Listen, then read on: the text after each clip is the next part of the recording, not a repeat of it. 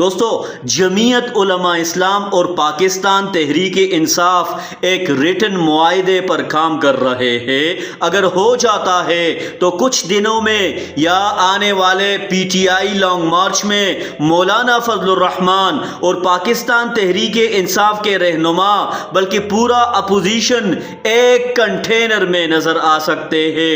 اطلاعات کے مطابق جمعیت کچھ اہم معاملات پر پی ٹی آئی سے کلیئر ریٹن کمٹمنٹ چاہتی ہے۔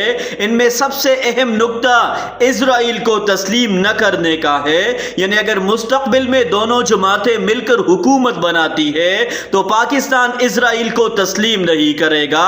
آپ اندازہ لگائیں کہ جمعیت اس معاملے کو پہلے سے سیکیور کیوں کرنا چاہتی ہے، کیونکہ آنے والے وقت میں عالمی طاقتوں خصوصاً امریکہ اور مغربی ممالک کی طرف سے مختلف قسم کا پریشر حکومتوں پر آ سکتا ہے۔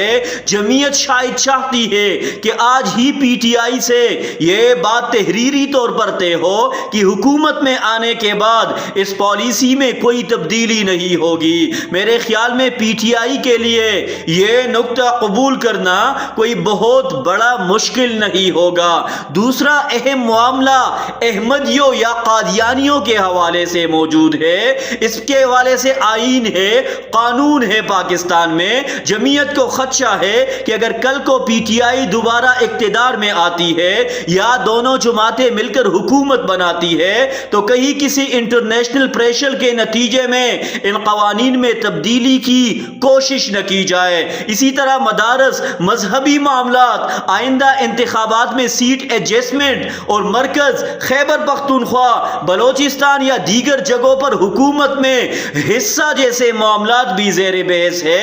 اگر واقعی یہ معاہدہ مکمل ہو جاتا ہے تو یہ محض دو جماعتوں کا پولیٹیکل الائنس نہیں ہوگا بلکہ ایک بڑی اپوزیشن فورس کی شکل اختیار کر سکتا ہے۔ پھر سوال یہ ہوگا کہ اس کے سامنے مسلم لیگ نون، پاکستان پیپل پارٹی اور دیگر جماعتیں کس حد تک کڑی ہو پائے گی، کیونکہ اگر مذہبی ووٹ، پی ٹی آئی کا ووٹ اور دیگر اپوزیشن قوتیں ایک جماعت پر جمع ہو گئی تو یقیناً اس کی پولیٹیکل امپیکٹ کو نظر انداز کرنا آسان نہیں ہوگا۔